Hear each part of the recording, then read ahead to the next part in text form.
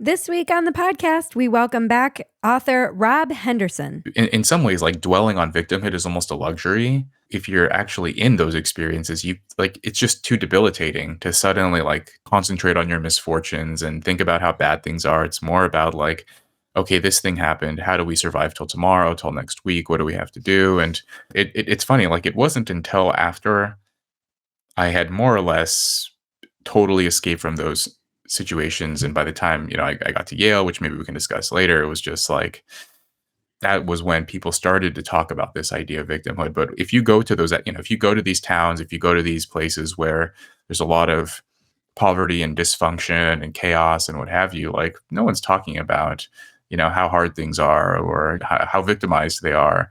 This is Walk-Ins Welcome with Bridget Phetasy. I'm Bridget Phetasy, and you are welcome.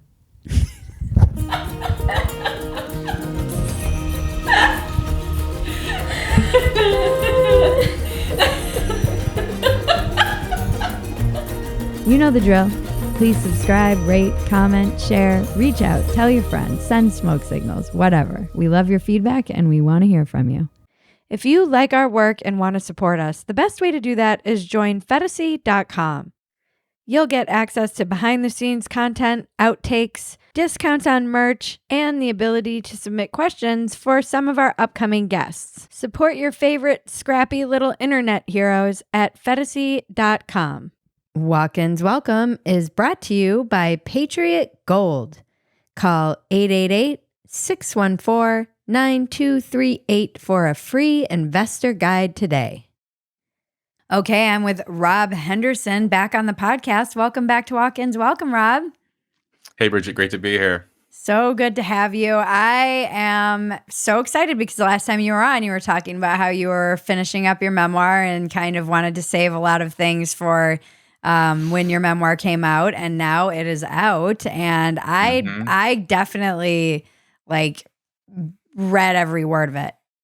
Can you hear? I'm doing the thing now. I can finally do the thing where I can point at it. I mean, you can't really see it. Oh, though. yeah, right behind I you. can do it just by my bookshelf, but yeah, it's behind me. But yeah, maybe I next time I'll adjust it. Oh yeah. So you have the early edition, the galley. I do. Yeah, you got I have like the galley. the insider version. Yeah.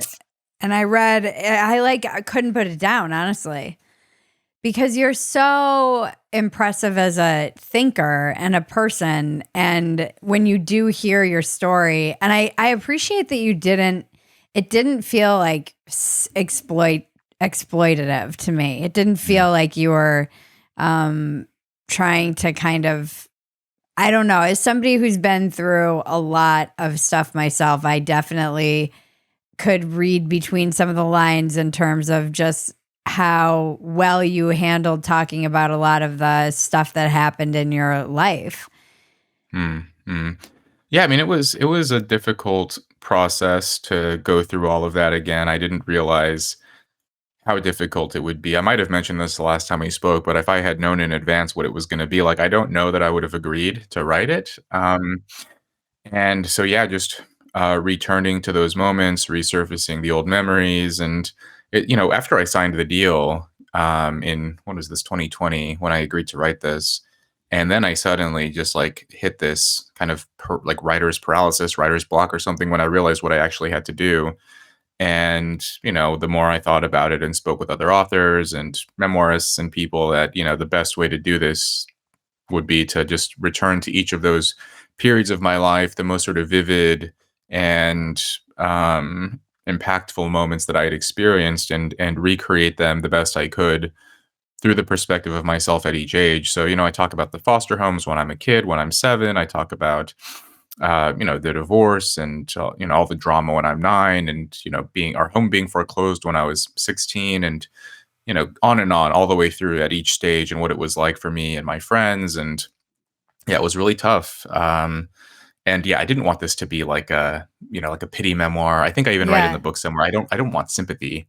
And like, if it happens to elicit that in you, basically to just know that I'm fine now. The book basically ends and you kind of know that I'm okay now. But there are a lot of kids who aren't. And there are a lot of kids who are in at least as bad, if not worse, circumstances as me. And we should be thinking about what's happening with them. And so my story was just a sort of way to communicate that more universal experience. Yeah. How many kids are in foster care in the United States? Somewhere in the ballpark of around 400,000. And what's Mm, crazy is that it's doubled since the year 2000. And a huge reason for that is because of, explosion in access to hard drugs, the opioid mm, crisis, and, all of the sort of related effects on families as a result of that. I mean, there may be some economic issues too, but by and large, it has to do with sort of access to drugs. That was one thing that I learned when I was researching for the book, but also just like my own personal experience is that almost every time a kid enters the system, I mean, just to be blunt about it, like, fathers can have like the threshold for a father to abandon their kid often isn't that high. Like, guys are just kind of less attached often to their kids. But for a woman to usually, to abandon their kid, or to neglect them, or to, yeah, basically not prioritize the kid's well-being, usually the issues involved are drug addiction or mental illness that is often triggered by the addiction. And so, yeah, and those two things have been skyrocketing in the country over the last couple of decades. yeah, it also makes it much harder to get a kid from their mom. So even if there is something going on, you and the father wants to try and get custody, it's much more difficult to get a kid from their mother than it is, I think, in the other direction. So I Mm, know a lot of men have talked a lot about, having to kind of silently watch as they felt helpless and powerless when a kid was in a situation with a mother and there was really that not many like not much recourse for them as parents, and the fight is a tough one even if they're mm. in circumstances that might not be ideal. So that's strange too, just like how much harder it is to actually get custody from a mother of a child. Yeah, yeah, I've heard those stories too, and I've spoken with people who've had those like fathers who've had those experiences, and yeah, it's heartbreaking because so often, like the usual story is that the kid doesn't know their father, and so when there are fathers out there who would like to reunite with their kids, and then, yeah, when the system interferes with that, it just seems so reckless and damaging to the kid. I mean, it's like the fatherlessness is already like a big enough problem without the system trying to obstruct, those relationships. I saw this a lot when I was in the foster homes. A lot of my siblings didn't know who their fathers were. I didn't know who my father was when I was growing up. I knew nothing about that side of my family. My birth mother came from Seoul. She came from South Korea to California when she was a young woman to study, and so that was like all I knew really about my family or my background. And then later, I took a 23andMe genetic ancestry test, and I shared these results on Twitter that my dad was Hispanic. And I confirmed this with a friend of mine, a geneticist friend, and I was like, is this legit? He's like, yeah, it looks like. So my dad had ancestry from Spain, and then like indigenous, ancestry in North America, and this is basically like the profile for someone with Mexican background. And Okay. so, I would my whole, it's funny. I was like, I made this joke. I think I posted this online. Like, if I had known I was Latinx, maybe I could have gotten accepted at more colleges, or maybe now I can become a professor. So, You've got another thing you yeah, can add to your I resume. know. Exactly. The important things, right? Your, identity category. That's what matters now. It's so crazy too. One of the things that I didn't really realize about foster care was that they don't want you to necessarily get too attached to a family, and it's part of the reason they keep moving you around, which seems so insane. As I mean, I moved a lot as a kid, so the parts where you were talking about your heart being kind of like that, there was a lot that is, I mean, just in general, if you're somebody who's kind of gone through it in your life, there's a lot in there that can be like, okay, I'm going to breathe through the feelings coming up reading this. But just being like when you said closer to the end of the book and you were talking about seeing the kid who was kind of rejected by their peers, the little girl, I'm like, I still cannot see people eating alone. It still makes No, no, me no, yeah. I so can't either. uncomfortable from the hundreds of lunches that I spent eating alone because I moved I mean, probably 11 schools in 12 years or so. So it was, I mean, I went to Yeah. 3 eighth grades. It was a lot of moving. And Yeah. that is hard when you're a kid, aside from like your home life circumstances, which, yeah, I was not aware that in foster care they did that. It just seems so destabilizing. But I also realized reading your book, I'm not exactly sure what kind of people sign up to be foster parents. It seems like a mix of people who are wanting like slaves and people who are wanting to try and be helpful, or is it just because they get money? What's the profile? Yeah, it's all of the above. I mean, I don't think there's well, probably the most common type of person is someone who wants to do some good in the world. But I think like, there are a couple of things going. So that's like the most common type of person. There's also But wouldn't they one just of my adopt? hmm, yeah, I think a lot of foster parents, a lot of them don't know if they want to adopt or they're not Mm, sure, and so foster care is like a way for them to try it out. And then others like they would rather not adopt. Like they want to take care of a kid for a while, but they don't necessarily want to be like a permanent caregiver. Like they like the idea of providing a home for a kid for a little while. Um, and I think like one issue with that is like, you can become sort of hardened or just sort of jaded after a while. Like when you're a foster parent, you maybe start out with the kind of idealistic, and then you take care of a series of kids and they're coming and going, and you realize like maybe initially you get attached to some of them, and then they move on, and then you usually never see them again, and then here comes the new, and so you go through a few cycles of that, and almost as a foster parent you yourself withhold a bit of emotion or investment in each kid, because you don't want to get hurt either. It's a, kind of a natural human response, and so mm, it's sort of on both ends, right? That sort of the kind of approach you'd mentioned earlier about why foster kids get relocated so many times. So one is because the child will often become attached to the foster parent, and so when a biological relative re-enters the picture, the kid may not want to leave, right. because if they've lived with the same family for 6 months or a year, why they don't want to go anywhere.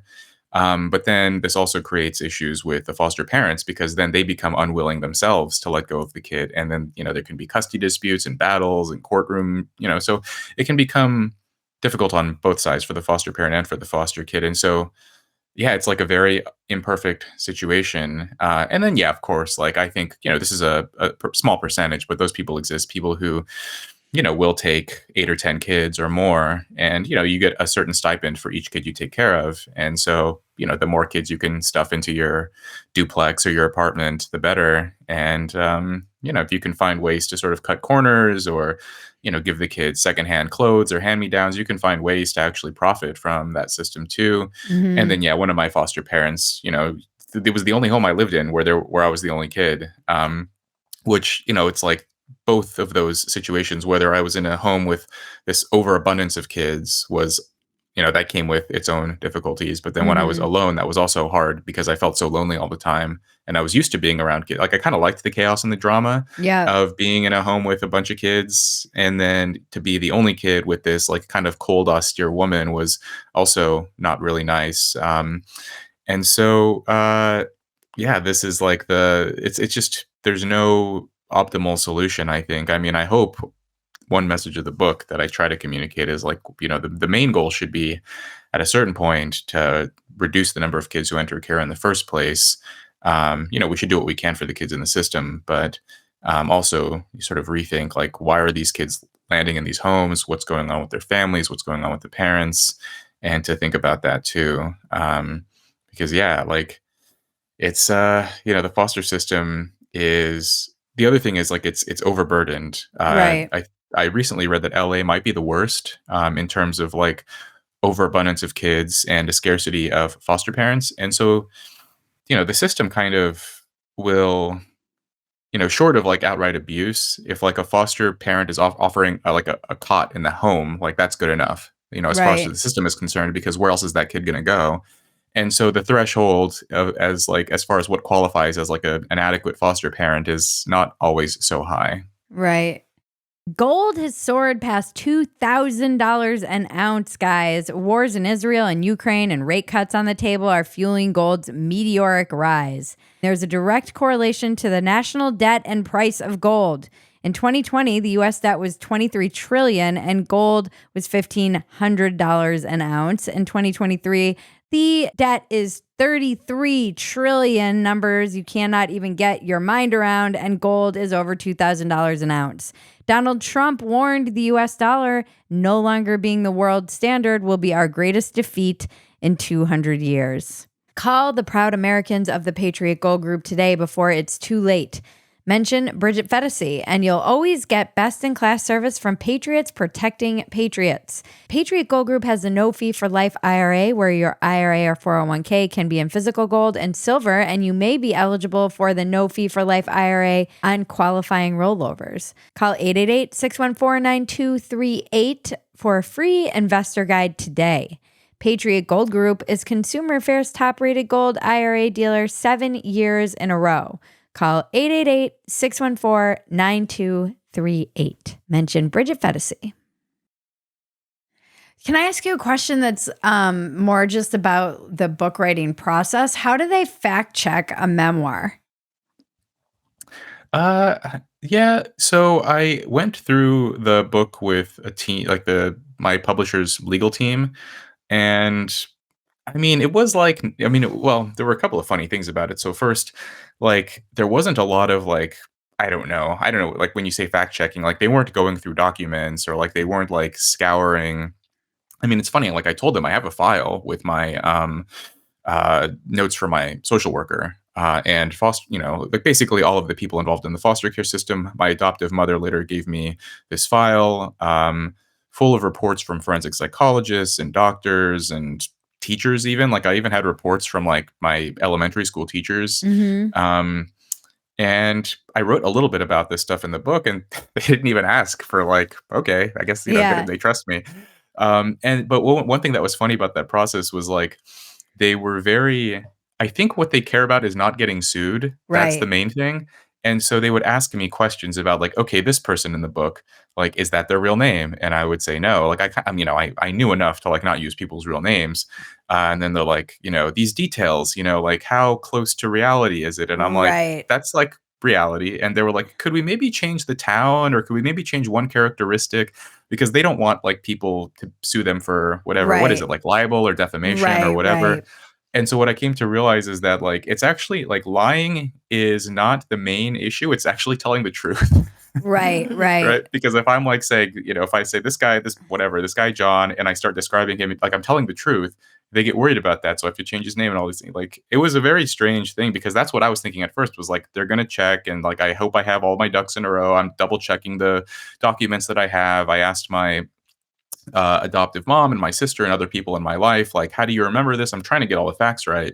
And when I went through with the legal team, it was more about like, we don't want to get sued. Right. So the fact checking team was like, not really that like, I don't know, it wasn't as thorough, which is probably why like every 5 years, some like big story comes out about how so-and-so's memoir was like Made mostly up. bullshit. Yeah. Like, Yep. which is, That's what I was wondering. yeah. Like, did they go back and look for the, austere foster mom you had to find them and ask if this was true or if it was just made up? Or is it Not not nope, really? Yeah. not at all. No, they didn't ask about her. Yeah, I don't know, like, what that would be like for her to actually, I don't even know if she's still alive because that was, 20 plus years ago, but Yeah. yeah, I mean, they didn't really, like, send, some private investigator or fact Yeah. checker to look into any of this, which, I would say I mean, the memoir process is weird because it's like when I spoke with other memoirists, the one important piece of advice I got was with the facts, you want to get as close to accurate as possible, like whatever the events that occurred, the objective events, how they unfolded. But then, as far as your reaction to them and like how you think about them and your reflections about what they mean, or and so on, like that is that's all very subjective. So, I would ask my mom. There's a story in my book I write about how when my mom told me that she was gay, and I wanted to make sure I got, because some of it's weird because you also have to like write dialogue. And so I asked my mom, like, how do you remember that conversation going? And I told her, I remember it this way. She remembered it slightly different. And I ended up just going with my own memory. But then like some of the facts were we disagreed on some of that too, where I thought we were in a car when she told me this, and she thought we were on Shelly's porch, her partner. She thought we were Uh, sitting on the porch. And so now I'm like, okay, well, I could be wrong, she could be wrong, or both of us could be wrong. And maybe right, this conversation took place at the dinner table or it took place right, on the living room. And so in those cases, I just ended up going with my own recollection because, right. that this is my, in my mind, that's the right answer anyway. So, Yeah. you have to trust yourself to some extent. It's interesting how we can have like all of these different versions of the same event. It's just fascinating to me how you can. Was there anything that you remembered that was extremely different than the way other people around you remembered it? No, I asked my sister, like anytime other people were involved that I'm still in touch with, old high school friends or my sister, my adoptive sister, there was nothing like radically different about any of it. Yeah, I mean, I think I have a pretty good memory. And so there wasn't like severe disagreement other than like, yeah, little things like, well, we had that conversation, but was it in the porch or was it in the car or was it, or, there was one, I think like, yeah, one of my friends, we talked about like who punched who first, but, like ultimately, I think we kind of, ended up agreeing on how things unfolded, but there was not Yeah. like a strong, yeah, it wasn't like this. There's this great book, Educated by Tara Westover. Did you Uh-huh. read that? It was a few years Yep. ago. One thing she did that I thought was kind of interesting was she would tell stories, but then she would have like footnotes about how her brother remembers it differently and would like Oh, tell that's his version of cool. the story. Yep, yep. And I remember thinking like, am I gonna have to do that? But I didn't really have to. So yeah, it I do wasn't. There remember was no that. like dramatic divergence. Yeah. Yeah, did you have to take breaks? How did you process, is there anything new that came up that you hadn't processed, or had you processed most of this already? You mentioned in the book that you'd been in therapy, and has has there I mean, I'm assuming new stuff came up just because it is like unpeeling that onion when you start kind of unraveling and getting older. But what was your experience of it? Yeah, I'm glad that I actually wrote the book when I did. And, now that it's done, I'm glad it's over, but I'm glad I wrote it because the memories are still fresh. I'm 34, so I like my brain is still operating more or less, Yeah. normally. And I'm still like close enough connected to my youth that I can remember those things. And my friends are also young enough to recall those things too. And my mom is still, like, so everyone around me, there's no one who's sort of fading as a result of aging to where, so that was helpful. The other, I mean, yeah, there were things that I hadn't thought of in years. Like, I tried to fully immerse myself in each period. So like, I had like my Spotify playlist with 90s music. I was like buying food that I was eating. I'd buy like generic Pop Tarts from Walmart just to eat them, like recall the smells and the Yeah. tastes and everything from that time. And there were things like I wrote this in the book that I this kid kicked my finger. I punched one kid, another kid kicked my hand and broke my finger, and I hadn't thought about that in 15 years. Like that just Yeah. was something that completely slipped my mind. So weird little things like that, and I was like, yeah, I had a broken finger for like 3 weeks that I couldn't use, and it just was like my life was such a chaotic mess that just like didn't even register as something to think about.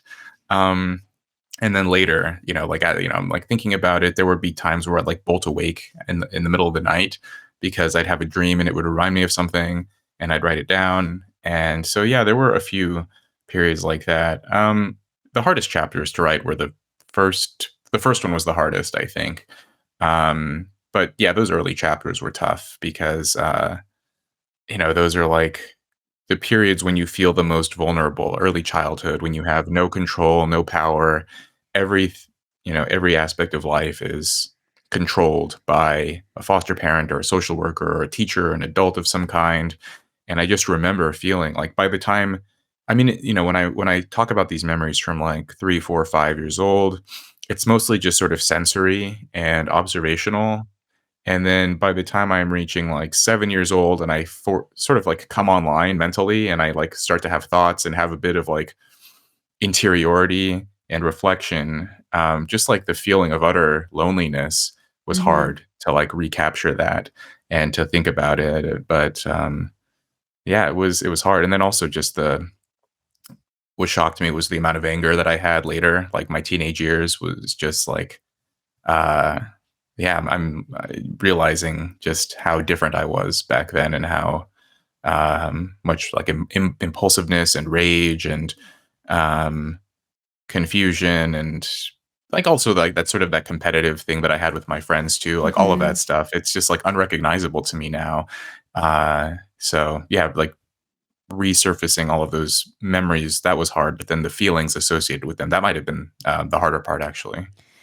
I was thinking about you a lot actually when I was taking care of my daughter the other day because she's so little, and I'm like, these years are so formative. And I was like, what situation was he in those years?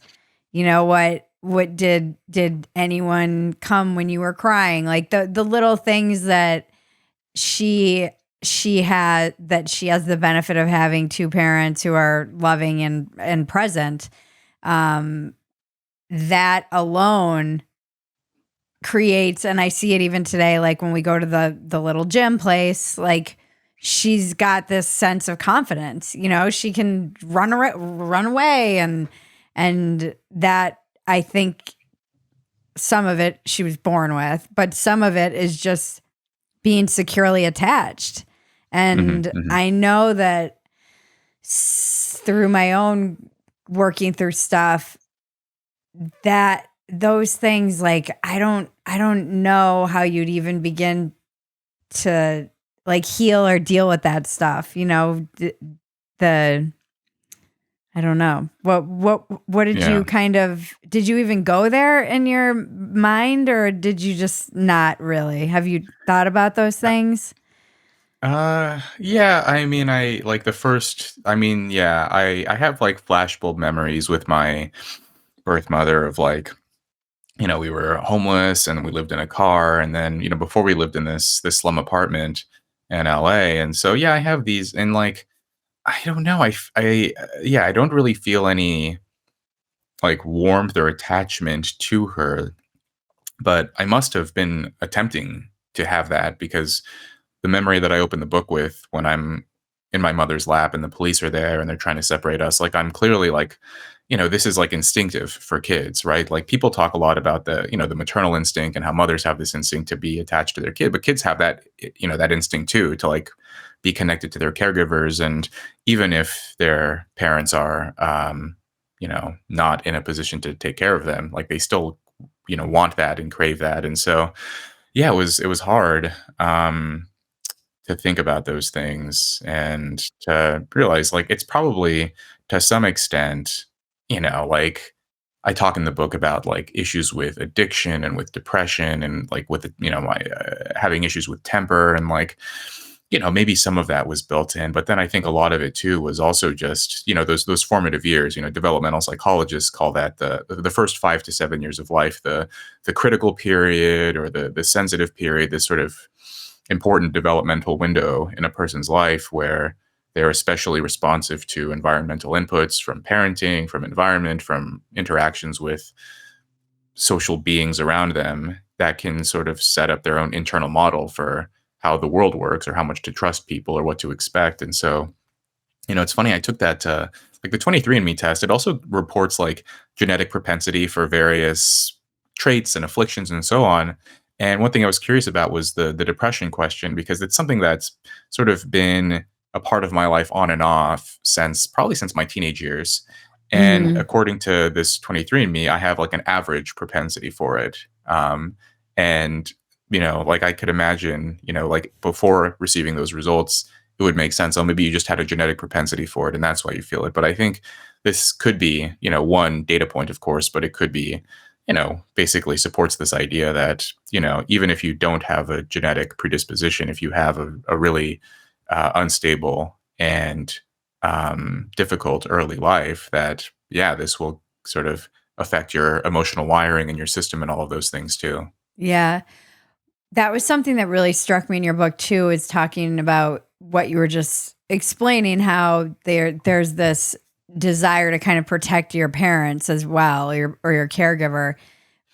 Hmm. And that one hit me because I didn't really know that. Even if I knew it intuitively, I didn't know it was actually a thing. Hmm. And that was something that played out in my life. Was, there's a lot of later on. And I think what happens too to people, you do a great job of mentioning this, where you're like, I was so stoned through most of my teens, and I don't think I'm grateful for it, because I don't think I could have handled being present. It was like you said, it was the Yeah. only way you could kind of survive it. Had you been too aware of what was going on, things might have gone differently. And I'm grateful that there was kind of this fuzzy distance between me and whatever, and I was out partying and getting in trouble, or avoiding getting in trouble, not getting caught, but doing bad things. And in my 20s, a lot of that stuff kind of came up, and a lot of people were like, "Why didn't you ever say anything? Why didn't you ever say anything?" But there was this sense of like protecting our mom. Yeah. And so we were very defensive and like secretive, and we didn't it wasn't until much later that a lot of stuff, when we got older and found out it wasn't, like the way everyone else's life was, that that we started going, oh, that everyone's family isn't like this.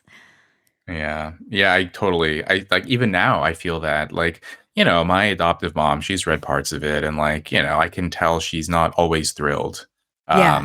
that I'm writing about this and talking about it. But, like, if that's like one of the risks, if a kid goes through a really tough period of, in their life, and then they're in a position to write, like, like very few writers in memoir, like, like this is something that my girlfriend tells me. She's like, you like, memoirists, you have to have like a sad life in a way to even like qualify to write a memoir, because no one, like, obviously there's often a triumphant ending, but like, to have that triumph, you have to go through this period of setbacks and drama and pain and suffering and all of those things. And yeah, so yeah, this is something, even in the book I talk about this. Like, I'm kind of protective of my adoptive mom and her partner, and like, just the only real parents that I had throughout my youth. And so, yeah, it's that was something I found difficult, walking that tightrope, that I didn't want this to be finger pointing or blaming anyone, or making this feel like, I'm trying to get revenge or get even with someone or anything like that. Because I've read these kind of memoirs where people clearly have an axe to grind with someone in their family or someone that they worked with or whatever, and it wasn't really about that. But yeah, that point about living through a bit of a fog or a haze, like, I felt that, like, during my teenage years. Like, I can connect with it and I can remember it, but I distinctly remember trying to escape from it and Yeah. trying to, like, find ways to alter myself, whether through, yeah, smoking or drinking, or getting into fights, thrill seeking, anything to just sort of escape from the moment. And so, it does make me wonder, like, if I'm able to remember the things that I write about in the book, there must have been things that I don't remember that may have been like, maybe worse. So yeah, it's this is something, yeah, I think that gets under discussed, about like why young people, especially more and more, like why they would do things that are damaging to themselves. I think now there's this renewed interest in, like Gen Z, and why are they not dating and why are they not doing things? And I think a lot of them, interestingly, I think they're numbing themselves with their phones and with That's what social I've media. And said. like, Yeah. it's kind of a drug, right? I'm Like it like, does they're sort just, of, their phone yeah, is their drug. People are like, they're not yeah, drinking. I'm like, they don't need to. They have this dopamine machine in their hand. I yes, probably wouldn't have done shit if I had had a phone when yeah. I was young. Yeah, I mean, you have access to everything. You have your social media, you have endless entertaining videos on Like you can kill four Porn. hours on TikTok. Yeah, you have porn, Yeah. right? Like if you give a 13-year-old boy an iPhone, right? Like, yeah, so there's just all this, all these avenues to distract yourself and detach from reality. But in, the mid 2000s, I think, yeah, I write about in the book how the first phone I got, I was 15, and it was one of these like disposable Motorola, like it had like this pixelated screen, and like, you still had to do the, tap the buttons multiple times to get the text to appear. And so, like, so if you, yeah, I don't know if it's better or worse, like the having smartphones versus, going out and trying to like, score some pills or something. But Yeah. I think, the coping response is kind of similar either way. Yeah, it's interesting too. Something that struck me in your book was I was like, Rob might be like the last generation that still wanted to drive. There seems to be like a lack of desire to drive, which for me it was freedom immediately. I was just talking to somebody else about this, like how I got my license a day after I turned 16, as soon as I possibly could, because I Yeah. failed my first one because I'm a woman. No, I'm just kidding. um, maybe. um, and yeah, do you see the younger people wanting to drive? I feel like all I wanted to do was get my license, but maybe that's like a fading thing. I mean, I was the same way. I wrote this piece in the Free Press a few months ago about this very topic, about like why isn't Gen Z driving? And yeah, I think I was, so I'm a millennial. I think I was like the last generation that really wanted to drive, right? Like, there was no Uber, there was no Mm, easy ride sharing app, and there was, yeah, like I grew up in the MySpace era, and so you couldn't just like sit at home and talk with your friends all day. Like there was like, we had like what is it, like Yahoo Messenger and yeah. AOL and these things, but it wasn't the same as today. And so, yeah, getting a license, we wanted, like me and my friends, we wanted to impress girls, we wanted to get jobs, we wanted to make money, like we still wanted to be adults and to be seen as mature and cool and those things. And yeah, getting like, yeah, it was the same way. I got my learner's permit, like, I think I was 15 and a half. Like, Yeah. as soon as we were able, like, legally able to get a learner's permit, I got it right away. And then 16, yeah, I think like that day or that month or whatever, I got my license. And yeah, I remember feeling like just this immense freedom. We used to just drive. That's what I was saying to my husband. And he was born in LA, so he didn't have this. I'm like, yeah, I guess you can't really drive around Los Angeles. But we would just drive around for hours, smoking cigarettes, listening to CDs. I still, in my car, have my CD like folders from when I was in high school, and my sister Mm, sending me another one. And I was listening yeah, to it the other day, and I was like, man, talk about like bringing me back. I was listening yeah. to the Lost Boys, and I could smell the blunts, like I could just like, all we did was drive for hours. My husband doesn't really understand it, but we were in a small town, and another place we were in a suburb. And it was like out in kind of a rural-ish area out in Minnesota. So it was very, that was like what we did when we were kids. It was nuts. Yeah. I think Yeah, to about how just get many, away from the parents too. yeah, just for Get away hours. from the parents and, like, yeah, I mean, it was like, I mean, it was its own little, like, way to party, right? Because you would, like, because I lived, like, Red Bluff, where I grew up later after the foster homes, it was kind of a rural area too, so we would just, like, drive out into the hills or something and, like, bring some beer and just, like, play some music and, yeah, smoke and just, like, hang out in the car and, like, whatever. It was, yeah, like, that was what fun was back then. And so, yeah, I think kids are missing Do they something, still that sense do of that? adventure. I want to know. I feel so disconnected from this generation. And I really notice it more and more when I'm on stage. Like the Mm, generation gap really is apparent to me, because particularly when I get in front of younger, more liberal minded audiences and not like the normie kind of crowd that goes out to stand up, is usually, couples, suburban, the people on date night, or like they have kids, they're just blowing off steam, whatever. I think that's more normie stand up, but then some of these shows I've been doing are a little more. I just don't know what drives them and what's motivating. I want to interview all of everyone in the audience when I get in front of these audiences, because I remember life before the technology. So things that are weird to me are not weird to them. Like yeah. I have a bit about how it's weird that I saw somebody give birth on Instagram. And I joke about, when my birth plan was basically staying alive, like that was my Mhm. birth plan. And now you have to have twinkly lights and a full face of makeup and have it in a pool and under a full moon in your backyard with like, crystal, making sure that you're Yeah. facing The the right midwife. direction, and the midwife and all the stuff, and eat the placenta live on Oh my. TV. Uh, and I'm like, this is weird, guys. And they're like looking at me, blinking, like, what's weird about this? And that is purely just a generational disconnect. Yeah, I think one thing that I get confused about is like how much of my, I guess, perception of Gen Z is like an actual generation divide and how much of it is a class divide. Like, because I'm not really in touch anymore with like working class teenagers.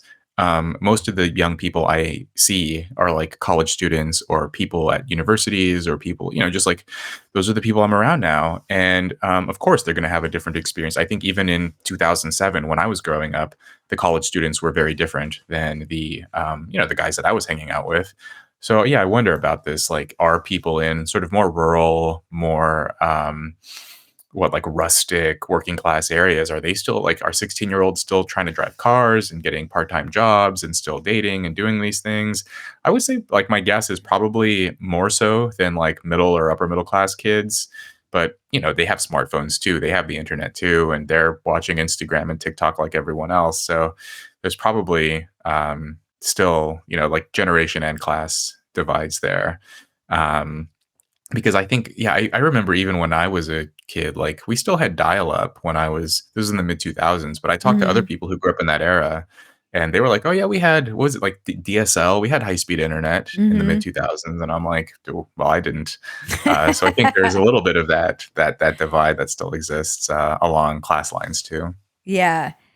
Yeah, there's something else too that struck me, and I can really identify with it. And I talked to my husband a lot about this, because he also had we both come from broken homes, and we have a lot of conversations about all of the stuff you cover in your book. And one of the things I noticed about you, and I don't know whether it's genetic or whether this is my question for you, what do you think about this? Was you seem to have, and I can relate to this, like a bit of a self preservation instinct to kind of keep yourself from going completely off the rails.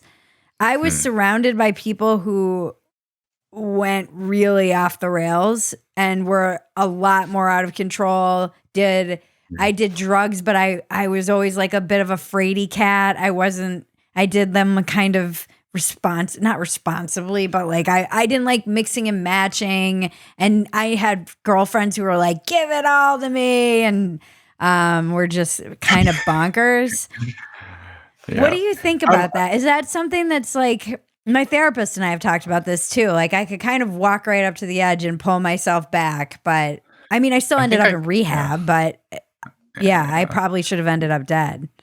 Yeah, I mean, yeah, I went there like that was that yeah, I mean, it's especially apparent like, if I talk about myself versus my friends that I grew up with in high school, like the ones who ended up in prison, um, or like I went to rehab too, and I think about the people who I met there. I mean, I only had to go once, but I knew people that was their like third, fourth, or fifth stint. And like I think those people had like actual severe like biologically predisposed to addiction. Whereas for me, maybe a bit of that, but I think a lot of it was just sort of environmental and family stuff too. But I know what you mean. Like, I distinctly remember, like, having these doubts that, like, if my friends and I were drinking and driving or doing something a little bit too dangerous, um, there would be times where I would pull back. Like, I would be the one to, like, try to be the voice of reason. And then there were other times where, I went along with it because I wanted to be tough and I didn't want to be called, a pussy or like whatever. Mhm. And so I would just pretend like I was okay. But inside, I'm like, I hope we don't die. Like, and so, yeah, I think I may have had, yeah, is it genetic? Is it, yeah, I mean, having a bit more of that foresight and concern for yourself. I mean, I think yeah, probably it's hard to know if that's nature and nurture, but I definitely felt that I know what you mean, like doing drugs, like doing irresponsible things, but in a responsible way. I Right. remember actually having this conversation with a friend of mine when I was in the military, where like we would talk about like drinking or whatever, like drinking and driving was like this big thing that the Air Force was trying to squash, and we were still doing it. And like we were talking about how like you can basically be reckless, but in a smart way. Like there are ways to sort of within certain boundaries, you can behave recklessly without taking risks that are too extreme. And yeah, I mean, it's funny just like how much brain power we put into that about like how far we could push things before, things got out of hand. So I know what you mean. Like, because there are people who don't even, that thought doesn't occur to them, where No. they're just like, how much fun can I have tonight? And whatever happens tomorrow is not even a question. Whereas I would think like, I still want to be around tomorrow. So let's, yeah. I wasn't sure, I've talked to my therapist about this. Like, I was wondering if it was my birth order because I had little siblings that I worried about. I wondered if it was growing up in an environment that was so insane, more insane than even me, that the last thing I wanted to be was like on an acid trip when some shit went down at home. So there was always Mm, like, okay, I can get out of control, but I can't be too out of control because I might find myself in a situation that's more out of control than even I end up. Or if it's just some natural self preservation. I think even your reading, your desire to read and your propensity to read, and just that habit of reading in a weird way seem to kind of save you. And not everybody in your position would do that. That's just a weird thing that sets you apart from an average person in your position. yeah, I mean, that's a good point too about like going home and, you don't want, yeah, like my adoptive mom, like when she was fully present and everything, like she didn't like when I would do things. She didn't like when I would do drugs or smoke or drink or anything. But, she was kind of half checked out and she was working full time, and her attention was often very limited. So, I would think about that. Like I can get high, but I still have to like pretend like I have to have the capacity to pretend to be normal when I get home. Right. Um, Whereas a lot of my friends didn't have that because there was no one home or their parents just didn't care. And so I think that may have contained a bit of it too. Is just like, my mom and my people around me, like they cared a little bit about how I was. I had a younger adoptive sister. I tried, not as hard as I should have to be a somewhat good influence on her. Like I did definitely, I knew for sure that I didn't want her to do the same things I was doing. Hmm. So I would try to conceal it from her or like tell her that I wasn't doing these things even though I was. Um, and yeah, just all of those, yeah, the reading too. That was something I think early on that I recognized, made me a bit different than my friends. Was just I was probably a bit more curious or more, I don't know, open minded or introspective or just thinking about things in a different way. And they were just not those guys. Like they weren't, interested in abstract ideas or I don't know, just like discussing other people's lives or anything like that. Like we would like Fight Club, right? Like I remember we would watch the movie Fight Club and they thought of it as just like this cool movie of just like guys beating the shit out of each other, which it kind of was, but there was like a philosophical message underlying it. And I remember like actually trying to explore some of those ideas with my friends when I don't know how old we were, 16 or 17 when we watched it. And they were just like, yeah, whatever, let's watch another movie where people beat each other up. Like that's kind of where they were. So yeah, there was something different about me too. But I didn't really fully understand this until later, until I got out of Red Bluff and then joined the military and met other people who were kind of curious and read books and those kinds of things too. Yeah, the I always say that I think books were kind of my first drug of choice. Like it was my first Mm, way to escape my reality. mm, And then yeah. I found other ways to escape. But I used to just like devour piles and piles of books and kind of put myself away and in a corner and just read and read and read. And it's a healthy addiction. It's good, I think, when you're a kid to be a reader, and everyone applauds you for it. But in a way, it was like the first access I had to like escaping my reality was through binge reading these books and cartoons and Calvin and Hobbes and The Far Side and all of those Yeah. things that I would just immerse myself in. Yeah. Yeah, I read a lot. I mean, when I learned, I mean, I basically had to teach myself to read. Yeah, that's And it so was crazy. yeah, well, yeah, and once I, like, got the hang of it and realized, yeah, it was a very, like it was free, like, once I learned how the library worked and, we just go pick up some books and, yeah, just set an afternoon aside and to be able to read that way. And it kind of, my reading habit kind of, waxed and waned throughout my teenage years, but it was always like a part of me and something that I was always, interested in. And yeah, I think, yeah, it's becoming rarer now for young people to read, which I think is a shame too. It seems like you had this was also something I just identify with where you kind of get it together and be on like a good path and be in a routine because there was so little routine and structure, and then something would happen. There also just seems like there was bad luck. Like that stuff with your mom's partner is just like literally a freak accident. And Mm, it changed the whole trajectory, like you say in your memoir, of your life again and the yeah. whole path. Yeah. I mean, that was a weird thing to like actually, because I'd always had this sort of sense that that was like a dramatic moment in my life. But then when I sat down to write the book, to do some of the outlines for the different chapters and realizing like, yeah, there is like repeated reversals over and over where like, yeah, my mom and my, like my adoptive father, that was like a good period. Then they divorced and then my mom meets Shelly and then just one thing after another. And so when Shelly shot, um, yeah, that was like just yeah, I can at the time I didn't even fully understand just like how and why things were changing so rapidly around the house. And I was 13, and so of course like I didn't fully grasp just like financially how difficult this would be like as they were attempting to negotiate with the so Shelly was shot when I was 13 and they were trying to Mhm. negotiate with her the shooter's like insurance claim, company. And so there were financial issues and Shelly's medical bills and Shelly, I think she earned more money than my mom, or at least as much. And so she was no longer able to work.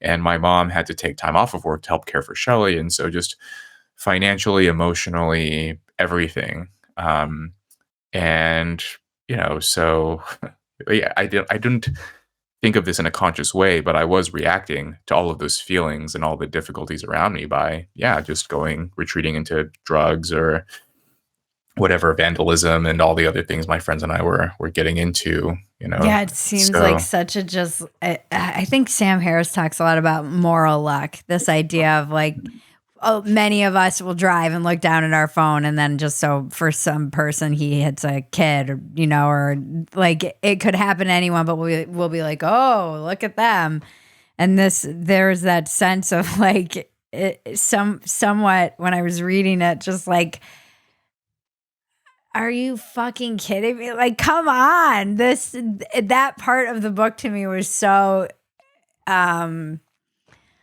you're just like, really? This is going to happen to this poor kid. It just seemed like such bad.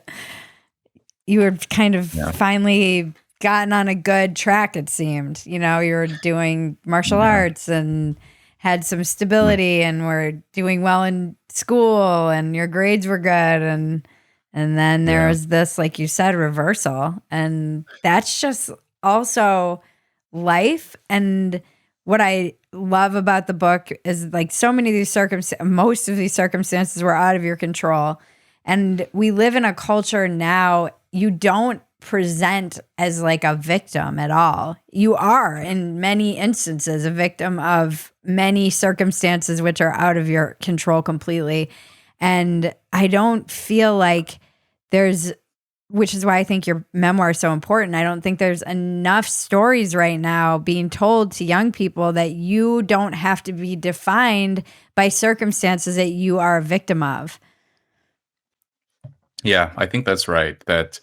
And that was something that I was drawn to when I was in my, when I would read books, I was drawn to memoirs of other people who'd had really difficult lives.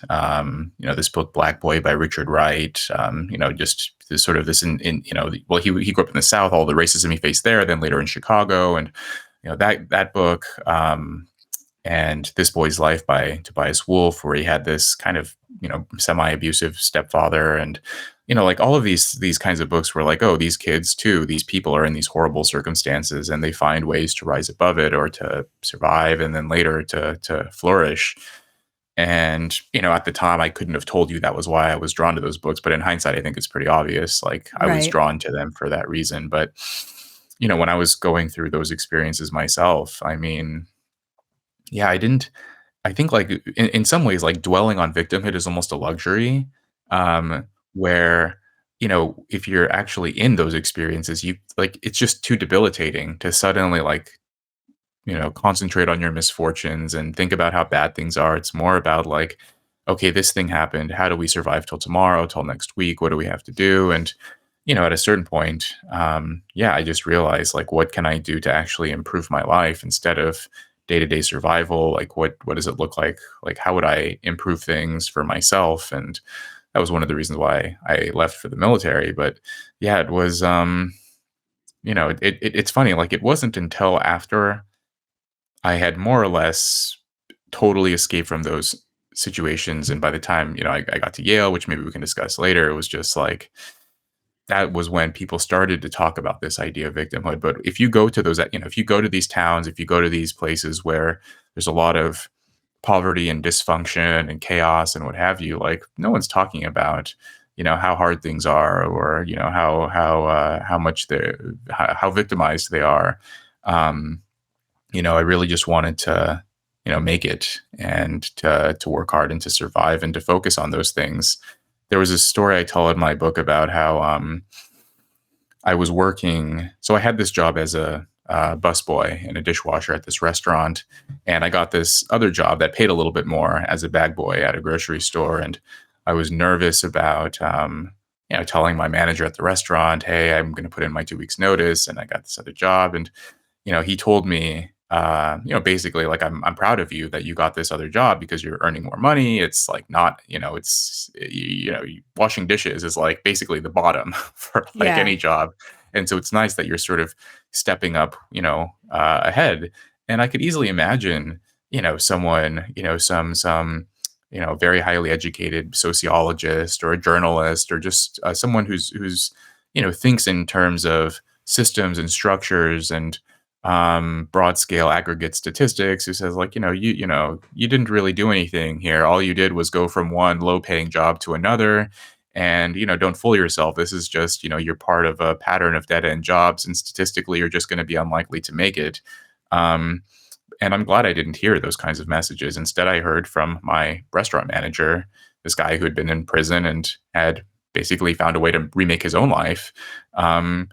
He told me, like, yeah, you want every job you get to be better than the one you had before. And I remember that advice. It was really important for me. I think generally when I was a teenager, I was sort of seeking good advice from older male adult figures. Hmm. Even if I wasn't fully aware that that's what I was doing, whenever I heard a good piece of advice, it would like register and it would stick in my mind. And I remember hearing that. And, yeah, that was like it's obvious. It's a very obvious thing, but when you're 15, it's nice to hear, people you respect say things that are obvious but also helpful and beneficial repeatedly instead of feeding you, poison about how, the world is horrible and like everything you do doesn't matter. And I think that's like a lot of the messaging that kids are getting now.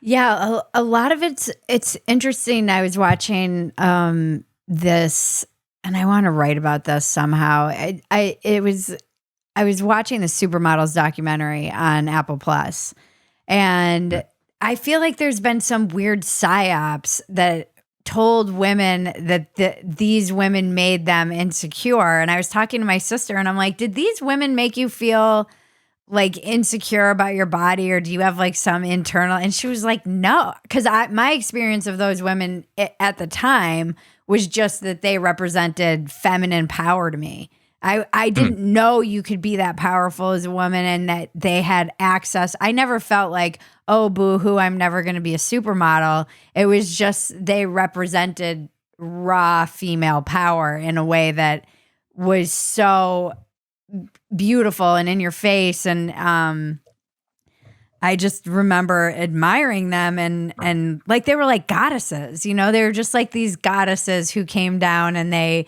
bestowed us with their beauty, and we were able to kind of bask in their warmth, and it made me feel like I was capable of that, of accessing even maybe a fraction of that power as a female.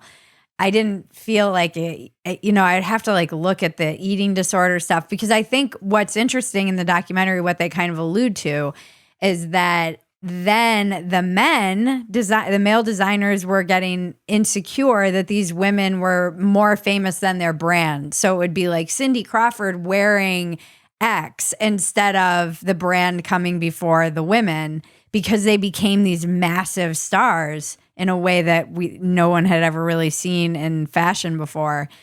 And then the USSR fell apart, and they all started scouting in Eastern Europe, like all the Eastern European countries, for these girls who all couldn't speak the language, had no, like, they were basically racks, and Kate Moss came along, and she was kind of a rack and tiny. And so they reverted back to these women that all were like the same size and were, kind of just like had not much personality.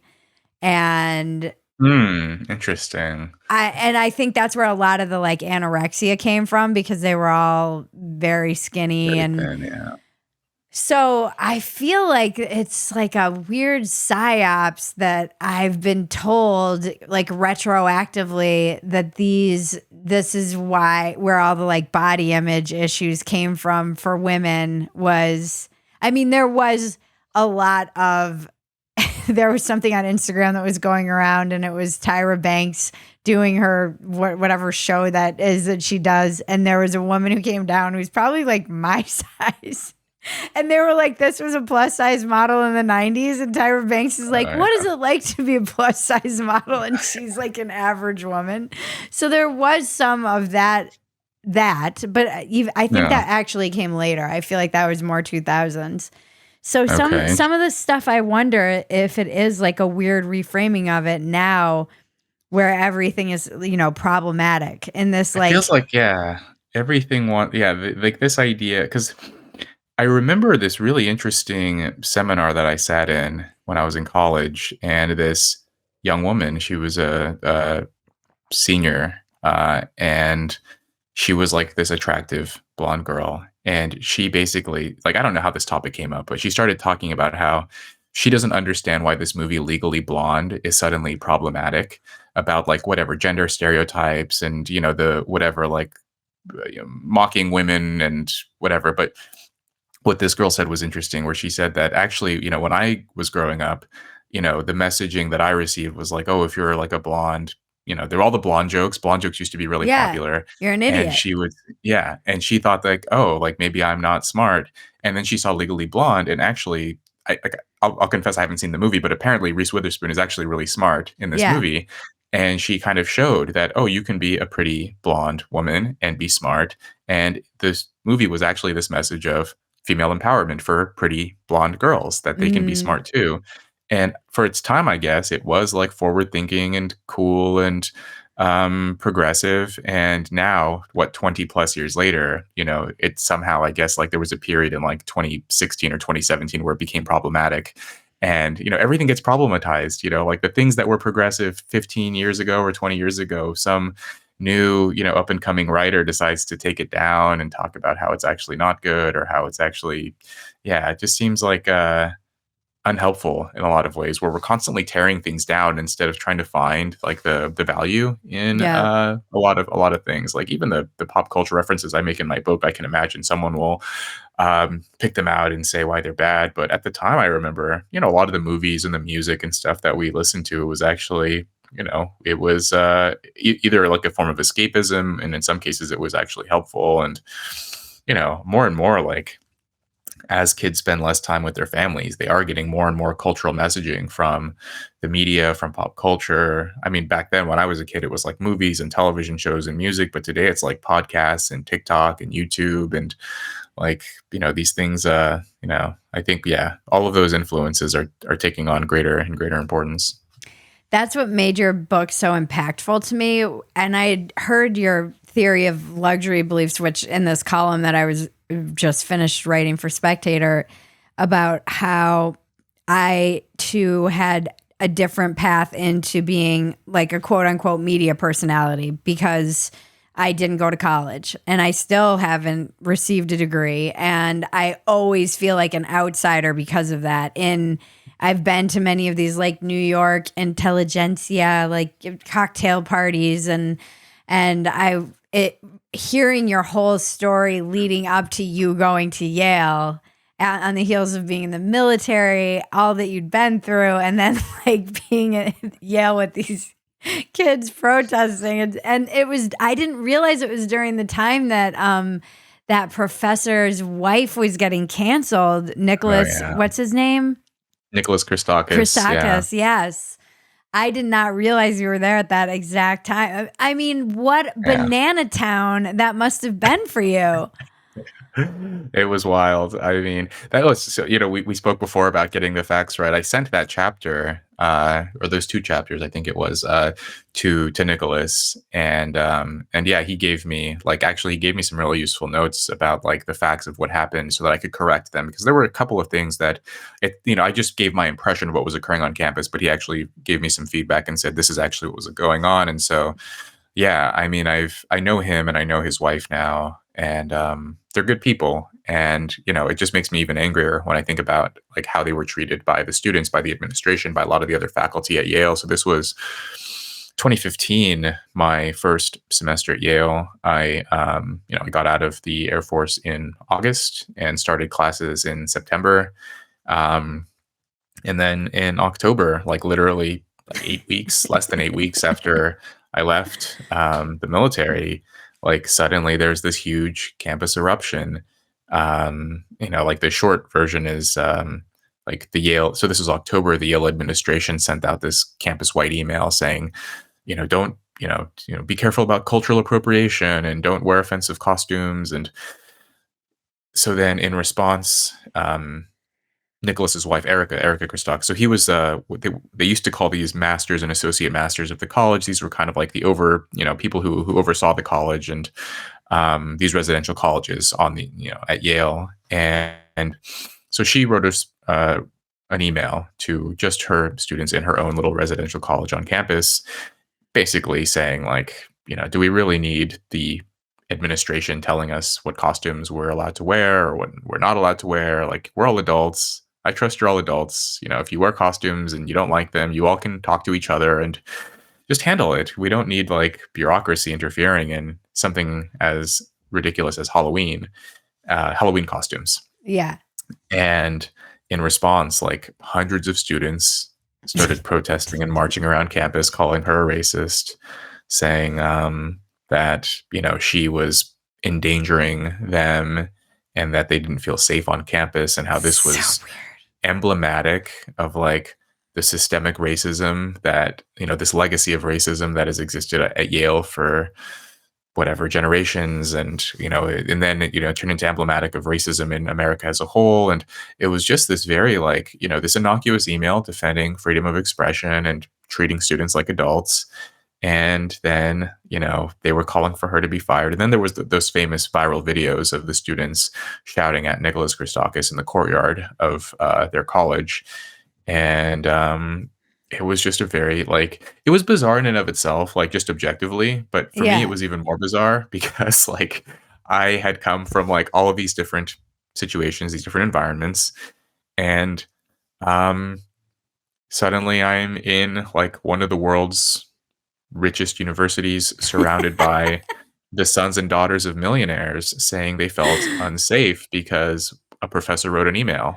It's so Uh, bonkers. It's so yeah. bonkers. Something happened in 2015. There's it's like something got put in the water. I don't know what it is, because that was when I merged, and this is what came up when I was reading your book. I was feeling all these things and trying to navigate this, because I kind of merged into the discourse in my jalopy with my 90s mentality. And it was I had like so much learning to do. And like you say in your book, there's this language and this lexicon, and everybody's changing words, and there's all these new definitions. And I was playing catch up in 2015. And then I was like, what is going on? What, things like Evergreen with Brett Weinstein, and Oh yeah.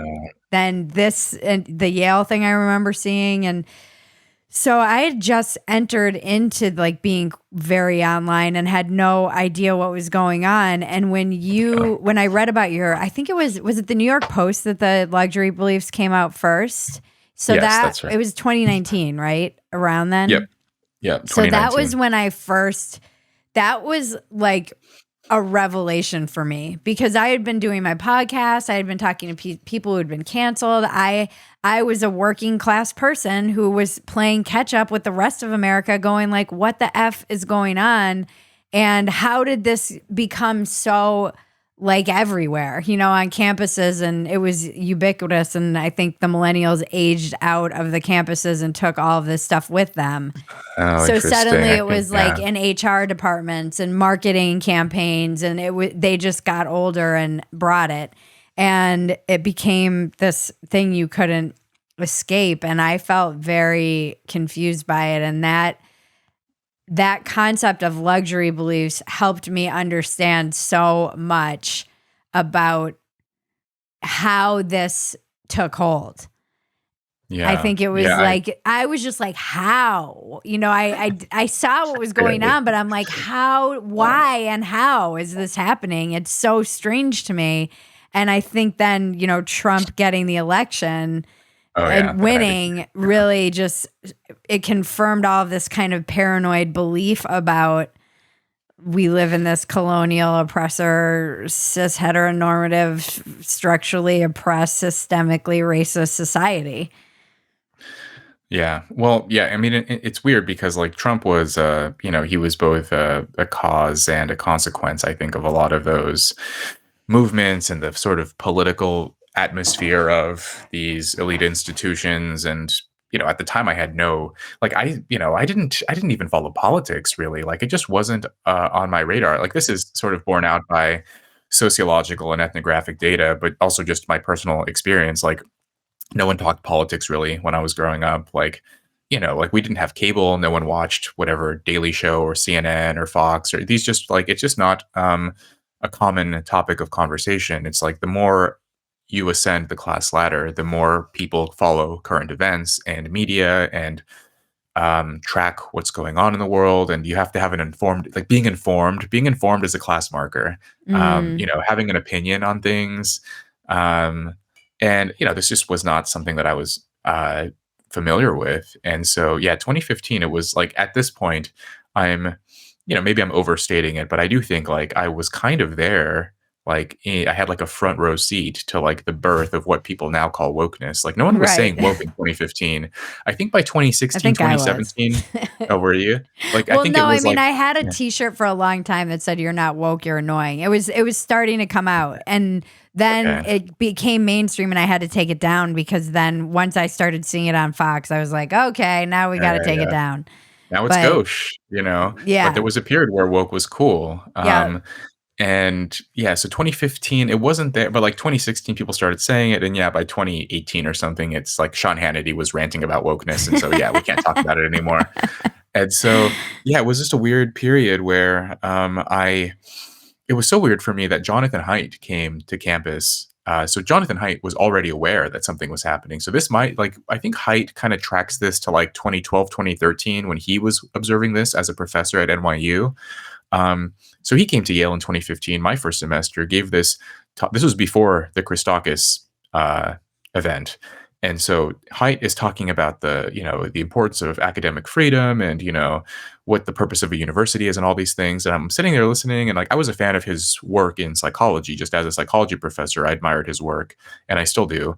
And I remember sitting there listening to him talk, and I'm like, what is this? Like, I just don't like the purpose of a university, blah. Like, I just was not tracking the broader cultural conversation or the discourse. I wasn't on Twitter. I right. wasn't reading the New York Times.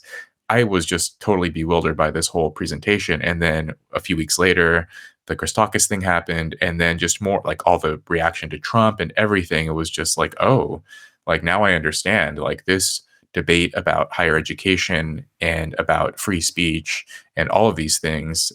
These have been going on for a couple of years now. And I think that was kind of the peak of it.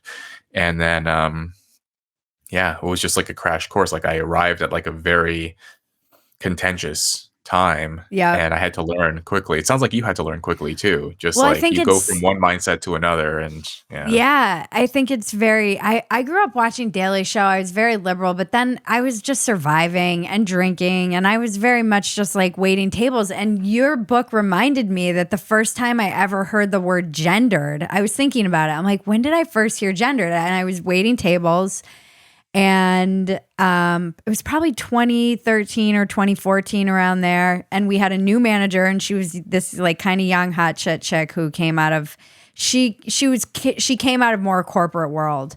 And this was like a mom and pop Latin owned. The guys literally started as dishwashers and built up this amazing restaurant. And so they were like the American dream.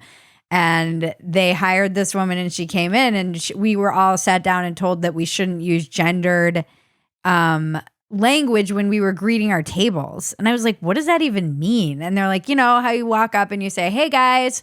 And so that was when we had to start saying, hey, hello friends, which to me sounded ridiculous. So stupid. Oh, So wow. stupid. I'm like, everybody Yeah. knows that I'm not saying you're a guy. Like it felt so very weird. But then some of the younger, there was like a 19-year-old working with us, and she was very much like, you just say like, hi, folks. She had already kind of been like indoctrinated with this, that this was just how you talk. And I was like, maybe I'm just an old and I'm slinging fry, so who cares? Like, this isn't some hill I'm gonna die on. And in some ways, it was good. But like you said, I was playing catch up and like you being in a university when this is all birthing, I was in LA working at Playboy and in comedy. So on the like sexual front, it was like the height of Me Too. And Playboy is like, what is our identity, and implicated in all kinds of stuff, and being a male magazine, and then also being in comedy where there was this rift occurring in the comedy scene between people who were, quote unquote woke and people who were like, well, there's too much low hanging fruit to not make fun of these things, Right. Like we're supposed to not make jokes about this. Seems obvious. So yeah, I think like you, it was just like, what is going on? I remember being confused with that word, like the word folks and y'all, where I would hear like, Ivy Leaguers from New England, like these are like, a bunch of rich white kids and they're saying folks and y'all. And I'm like, why are you guys talking like you're from the South? And then I realized like, someone finally explained to me like, oh, these are like gender neutral terms. Like instead of saying you guys, you can say, y'all or folks, or hey, instead of hey guys, you say hey folks. And I'm like, it just sounds so like it sounds corny to me. Like it Yeah. sounds like old timey or south. It just sounds like it hits the Hello, ear, especially like friends. and it's one well, it's one thing if like you're actually from the South or if you're, just an older person from another generation, but when you express it with like the inflection and tone of someone who grew up in like Greenwich or like, some rich neighborhood outside of Boston or something, and like you're saying, hey folks, like it just sounds so I don't know. Yeah, I of course like I behind the I would make fun of it with my friends and stuff, but it was just ridiculous. And yeah, I tried to convey like what that experience was like. I think a lot of people, it sounds like you can relate. Like I've heard other people in different contexts say like, that experience of being a class outsider or intruder or something, and suddenly people are speaking this weird language. And now now that this stuff is kind of spilled out of the universities, but at that time it was just so isolated and contained within them that I was, feeling like, yeah, just very confused about the whole thing. And even now, I'm a little bit confused to some extent. I mean, I think the luxury beliefs idea helps to explain it a little bit.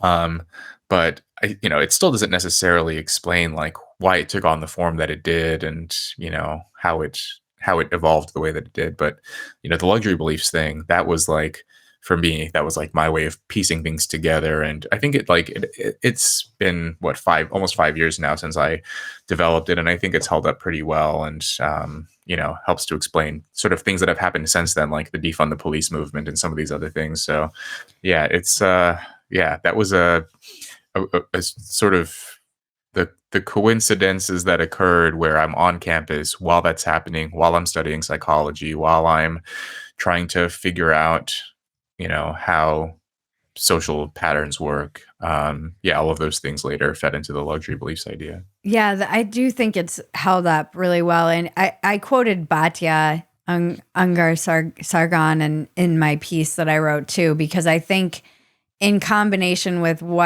how she traces this elite, kind of capture of the media. And she makes this point that it's similar to luxury beliefs in some senses, that it's easier to blame your whiteness. And you kind of point to this when you say, oh, it's just luck, like I just made it because I was lucky. And you push them to say, well, would you tell your sister that's how you succeeded? It's just you're telling people that it's luck. But the other side of that is they kind of assigned this thing, a mutable characteristic that they could do nothing about, as the problem. And oh, how convenient that this is the thing that now instead of, as she says, instead of taking any of their resources financially or political power and giving them to the working class and using them to help people to kind of assuage their own guilt, they just assigned it to this immutable characteristic, whiteness or white Yeah. privilege, which they could do nothing about, but they could Or openly systemic, right? It's signal, systemic. right, or systemic, but they could openly signal that they were feeling guilty about this. Mhm. And if Yeah. only there was something we could do. Yeah, but it's the system that's just, in these invisible forces. And as an individual, you can't really do anything, whether you're rich or poor, like we're all trapped in whatever it is, either the terms people use, late capitalism or what have you. Like there's just nothing we can do. And this is just how things are going. And like it's just such a poisonous way to think about things. And yeah, like signaling you're a good person, right? The whole white privilege thing was ridiculous too. That I mean, I grew up around poor white people, and like I didn't, they like what like it's just the whole idea didn't make sense to me that because you're white, like you suddenly have this privilege conferred on you. But I think maybe if you're like whenever I saw white people talking about white privilege, they were applauded for it. It wasn't like, I'm bringing myself down a peg. It was like I'm pretending to bring myself down a peg, but then, the other, Ivy League students are snapping their fingers or like, nodding, and, you become, you get put on the good person roster instead of, one of the bad whites or something. It was like a way for you to uplift yourself in a way. It was like self-flagellating, but it was like a way to sort of counter signal and say like I'm so confident and so wealthy and privileged and everything that I can afford to beat myself up a little bit and still look at all this applause that I'm receiving for speaking about this. Um, I Whereas, and see. of course, like if you Yeah. have white privilege and policies to combat it, like upper and upper middle class white people aren't going to really be affected by it. Right. But the like poor white people, like they're going to be the ones who, can't get their hand on the ladder and try to climb up because whatever, like these institutions are going to start implementing policies to reduce the number of white people. And okay, like if you've already made it as a white person, or if, your kids or whatever, like in all likelihood, you're going to be fine. But, it's just, yeah, it was very silly, the whole concept. Yeah, I see a little bit of that. It's so, like the thing I've noticed about, and again, being an outsider, still feeling like an outsider in some respects, not being on a coast anymore has given me a lot of different insight. I see a little bit of that, like even now with this kind of idea, let's say, of like luxury beliefs, where you'll have people who come from the establishment or whatever giving lip service to, like, oh, see, we understand this concept, but you're not really doing anything about it either. Now it's like a counter signal to the people who are using like white privilege or whatever. And now it's like, see, we understand that this is just something that status seeking people use, but now I see this is something else you can use to be like, see how enlightened we are, and still seeking status and not really Oh, interesting. doing anything to help the kind of working class or even give them a voice. I Yeah, so still the don't idea is see like, that yeah, many people represented in media who are working class, maybe in new yeah, I didn't, media, but not in yeah, establishment media, and certainly not even the like offshoots of establishment media from people who have kind of pivoted from establishment media and have started their own empires. It's still like the same kinds of people. They all still yeah. have degrees, they all still like went to the same schools and go to the same party. It's very strange to me. It's just Yeah, it's strange. very insular, and I think, yeah, it's a weird thing. Like there's my feeling is like there's almost this worry among whatever you want to call them, the educated class or the elites. I know that term, like what's the definition of an elite, but just these people who've gone to college and work in these kinds of these influential occupations. And like, I think there's this almost this worry because people who are like genuinely working class, who are sort of unplugged from these things, but have an interest in writing or have an interest in communicating, like they're not going to follow all of the social niceties and all of the rules about like politeness and so on. And I think like they actually get nervous around them. Like, oh, are they going to say the wrong thing? Are they going to get me canceled? Or is it going to be risky to hire this person because, they're not going to fit in, or they're going to say something that's politically incorrect. They're not going to think in those terms, but are they going to say something problematic? Are they going to say something? And so they just avoid it altogether. And so if you can just hire another person with a bachelor's degree from a certain kind of college with a certain kind of whatever, like pedigree, then like, oh, they're going to speak the language. They Yeah. know, they kind of know the rules of the game, and they know what you're allowed to say and what you're not allowed to say. And it's just an easier way to do things. But you're right. Like, there's all the talk of diversity. It's, the diversity of gender or sexual orientation or race, but class diversity. I think a lot of these institutions don't want class diversity because people who come from other places who aren't, rubbing shoulders with educated people, they have a different perspective. And yeah, it's just, it's more of a risk. I think it's a greater risk. And I don't know it's, that they can yeah, yeah, I think there's that, but I genuinely, growing up around a lot of these people who came from a lot of wealth and went to Ivy League schools, they really do think they're better than oh, yeah, people. They believe, yeah, they're raised to believe that. They know yeah. this in their being that they're better than everyone else. And there is a very real sense of wanting to keep that even while you signal, like, I care about the poors. Egalitarianism and Yeah, there's a sense, divorce. Yeah. there is a very, I don't know. There's something like, I don't know how to explain it. It was very much something I was just hyper aware of being around people who were of that Yeah. class.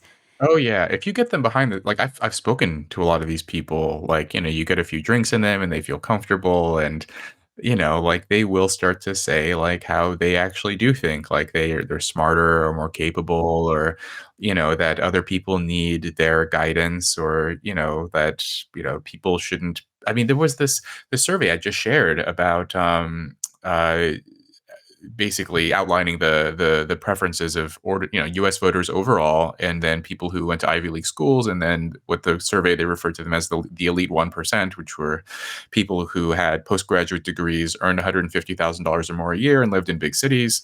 But the interesting thing was like among the Ivy League graduates, 55% of them said that the U.S. provides too much freedom to its people. 55%. And then over U.S. voters overall, it was like the vast majority said that the government has too much control and that they basically prioritize freedom more. But yeah, Ivy League graduates think like, oh, people shouldn't be free. Which should be who should decide what people should Because do? they Well, it would know be it won't them. affect them. Yeah, of Well, of course. course, It's that it's too, easy to right? believe that when you're one of the people who Yeah, knows you will be outside of those yeah, considerations because you always have been. So they don't ever think that yeah. those things will touch It's them, not and going they're to apply to not them. wrong to think that. Well, you could see this with, like, what happened during the COVID lockdowns, like, a lot of these people fled to the Hamptons or they fled to whatever, like, they went to Sweden, they found they basically are able to find ways around the rule. I mean, even within the country, right? Like, we saw a lot of, like, political leaders and high-profile people who were, like, the French media would leak laundry. stories, like, yeah, going to restaurants or, like, like, so the rules don't apply to them, and, There is it's like a really kind of sneering at the middle yeah. class. Yeah.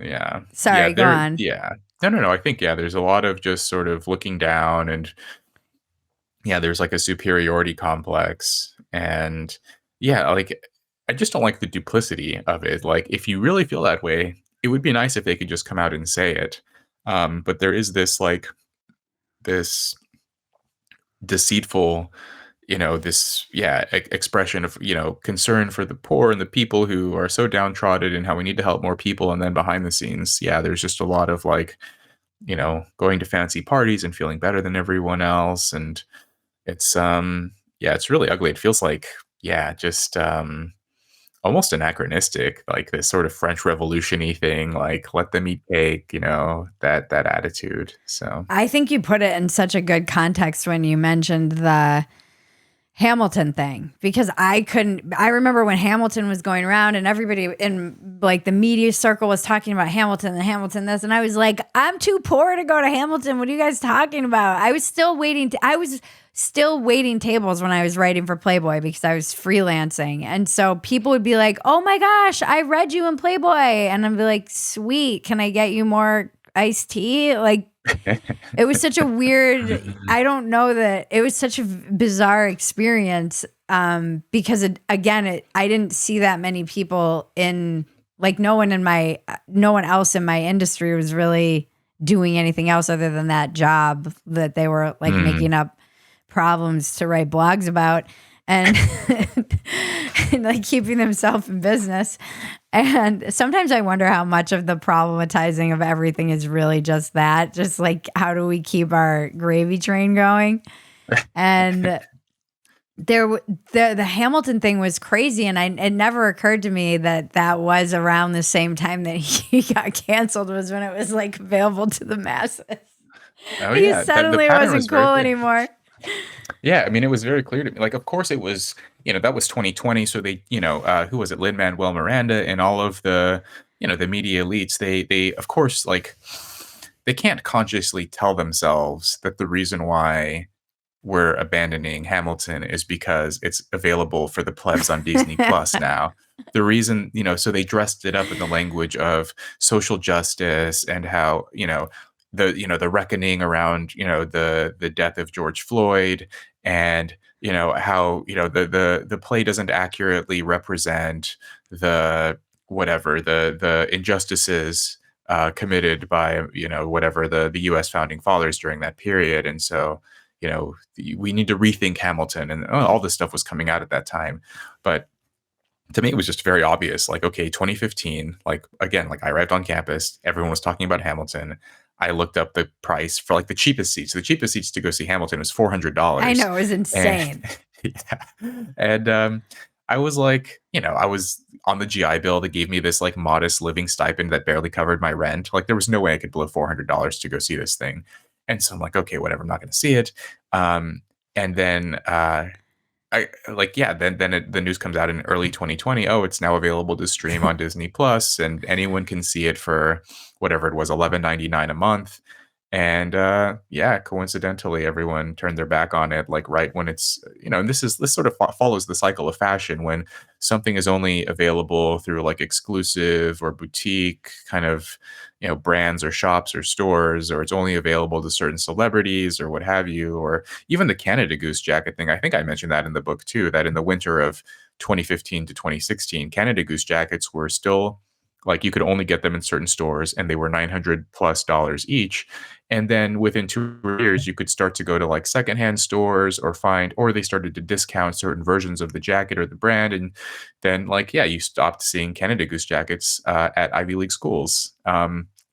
And so anytime something is, when it's exclusive and rare and difficult to obtain, it's hot, it's cool, people will talk about it. And then once the masses can obtain it, it's like, oh, that's icky. Like, that's problematic. That's, that's like, if you can find that at TJ Maxx, I don't want it now. It's so interesting. It's such an interesting need we have to be special or different, or,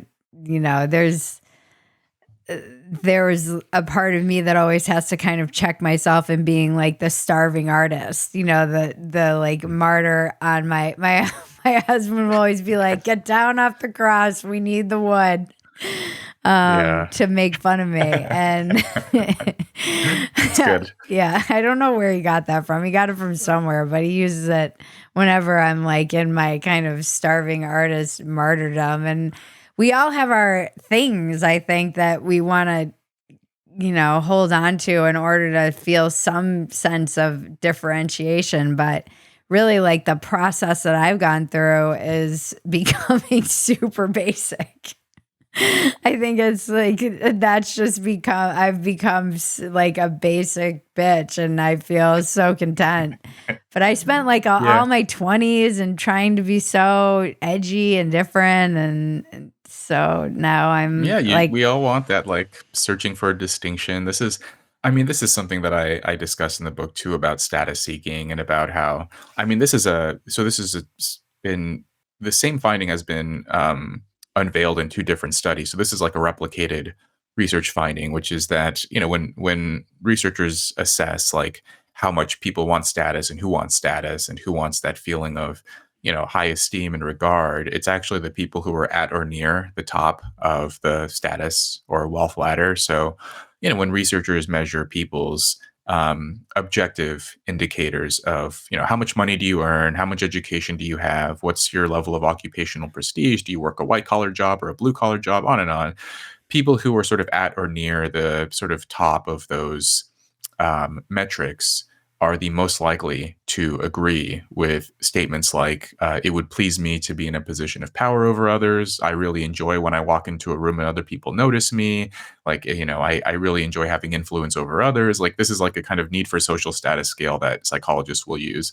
And yeah, they basically find that people who are doing well in life, highly educated people, affluent people, like, they have this very strong need for status. It also correlates so the need for status also is inversely correlated with age. So young people have a lot of desire for status, and that kind of diminishes with time too. Because I remember as this, you like, give up. in my well, I remember this, like, when I was in my early mid 20s or whatever, like, yeah, I wanted to be, like, in the language, like, young men, it's like, I want to be respected. I want to be admired or whatever. I want to be cool. And yeah, with time, well, I think part of it you give up, but then part of it is like, if you are an ambitious person, often you do kind of achieve a little bit of success, and that kind of settles your inner voice, and, you're less tyrannized by your ambitions, and you feel like, okay, I've done okay for myself. I don't have to feel like such a loser anymore. Or your priorities And shift. Like in that my too. instance, Yeah. I think like having a loving partner and a daughter and who's okay, as long as they're okay, that's everything. So Mm, that, that like yeah. other things just aren't, those ambitions aren't as, they're there still to some degree, but it's not like it was. It's not everything. Yeah. Everything Yeah. is Well, I in my mean, house. yeah, I mean, I think that's like it's a, you could take an evolutionary lens on this, that part of the reason why we have that inbuilt need to varying degrees, like obviously the intensity of the desire for status and recognition, it's not the same for everyone. Some people want it more than others. But I think, well, the whole reason we have that desire in the first place, in from like a sort of Darwinian perspective, is because we want to be liked by people. We want friends. We want social allies. We also want romantic partners. And ultimately, the aim is survival and reproduction. And so, if you do, once you do have a family and you have some kids and you've sort of, cashed out in the Darwinian game, like you don't have to feel like, oh, I need to win a partner, I need to have kids, I need to be liked and all those things. Like you already kind of have that. I talk to older people, like men and women who have spouses and kids, and like, yeah, they're just generally more chilled out. And I Yeah. think that may be part of it. Whereas like the most insanely driven people I've ever met tend to be like, I mean, usually men in their like late 20s, like I don't know, like the sort of tech founder archetype, that just like super driven guy who doesn't sleep and like, yeah. But that's fortunately, yeah, for most of us that tends to settle with age. Sometime in the early 80s, REO Speedwagon's airplane made an unannounced, middle-of-the-night landing. This is my friend Kyle MacLachlan, the star of Twin Peaks. And he's telling me about how he discovered a real-life Twin Peaks in rural North Carolina, not far from where he filmed Blue Velvet. What was on the plane was copious amounts of drugs coming in from South America. Supposedly, Pablo Escobar went looking for other spots, quiet, out-of-the-way places to bring in his cocaine. My name is Joshua Davis, and I'm an investigative reporter.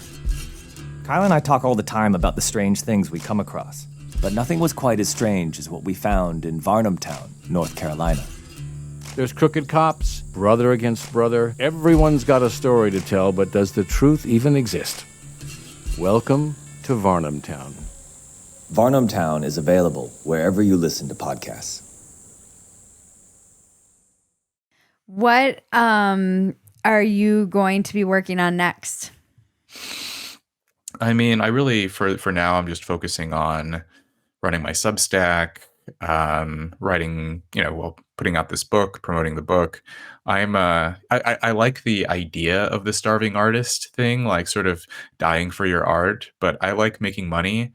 And Yeah. so, like I want, I want people to buy the book.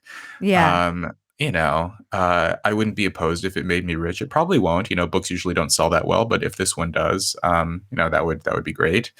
And then otherwise, I'll always be writing in one form or another. If this book does well, maybe I'll do a luxury beliefs book. I'll probably continue with with my involvement with the University of Austin, this fledgling university out in Texas. And yeah, I have some other side projects going too. I recorded some lectures for Peterson Academy, this new thing that Jordan Peterson is doing. And yeah, I just have like all of these little side things going, trying to like build a career outside of traditional academia. Um, and I don't know, maybe someday I'll start a podcast, but that's Are you like, done with school? distant future. Oh yeah, I'm done. I got my PhD a little over a year ago. So I think actually, yeah, the last time we talked, I had just finished up Yep. that process. So Yep. yeah, I'm done. I'm completely free. I'm not really affiliated with any institutions, and I kind of like it that way, actually. So And are you living in Cambridge because of your girlfriend? Are you there, or do you yeah, just like it, or is it okay? both. I mean, it's really both. I've lived here now for 5 years, and no, I like it. It's like a sleepy university town. I have friends here, and my girlfriend works here. She likes her job, and so yeah, we'll stay at least in the short term. In the long term, I'm not sure. if where we're going to end up next. But I'm in the US a lot too. That's the other thing. I'm back and forth all the time. So yeah, a lot of traveling. And what's your biggest defect of character? Oh man. Did you ask me this last time? I did, but I still like to ask people every time because it changes as Okay. we Well, I think change. I think the last time I said like I'm something about working, like I'm a lazy person, so I overcompensate by working Yeah. too much. I think that's what I said, which is still true. It's funny. Like I'm so worried about this that like I've been recording. Like I know my default is like to just say no to things, turn things down, to just like be left alone. But now it's like I go the other way and ignore that impulse, and so I'm saying yes to like all of the podcasts and everything to help promote the book. And now I'm like, yeah, I can feel like if I keep up the pace I'm doing, it's going to be rough. But defect, I don't. Defective character trait. Um, let me think. I'm probably not. So it's funny. Like even though I talk a lot in my writing about relationships and their importance, I'm still like it's something like part of the reason I write it is like to remind myself I'm less attentive than I should be. And I get like I think a lot of writers and media people and just ambitious people in general get caught up in their careers or in success or money or whatever they're doing. And yeah, I'm not an exception to that. So it's something that I constantly have to battle with and like be very deliberate in like taking time away from work. And even when I do that, like work is still in the back of my mind. And I think part of it maybe connects to this earlier point that I made. Like, I feel like I have to make up for lost time that I was like, I didn't get to college. I didn't graduate to college till I was 28. Like, I just feel like I'm just kind of not at the point that I should have been if I had been focused from, when I was 18 or whatever. So Boy, do I feel that. anyway, yeah, just, not not as attentive as I should be in relationships. It's probably a good one. And what's your biggest asset? Oh, I forgot about this one. Asset, my biggest asset. Um,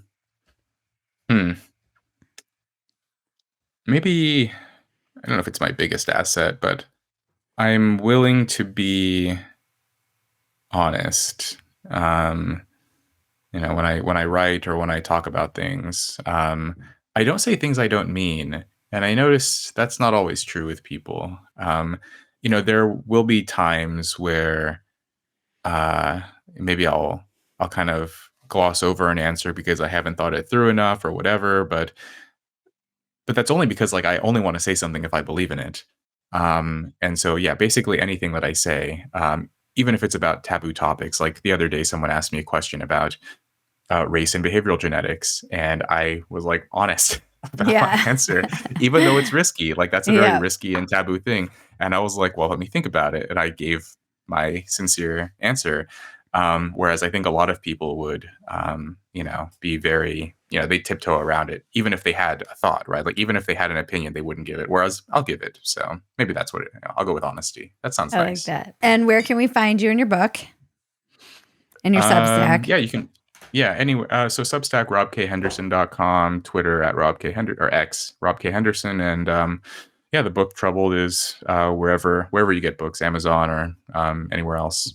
Great. Well, I'm so excited for you. I hope it is a runaway bestseller, and it's a story that really meant a lot to me. So thank you for writing it. It made me emotional quite a few times to think about not only what you overcame, but just what so many kids out there are dealing with. And it made me want to get back into, I used to work with like a literacy program, and it made me want to get back into doing that kind of work to help, people learn to read and literacy with young kids who maybe don't have people who are reading to them, and help like I used to tutor in an after school program, and that kind of stuff really is important for me to give back to the community in that way.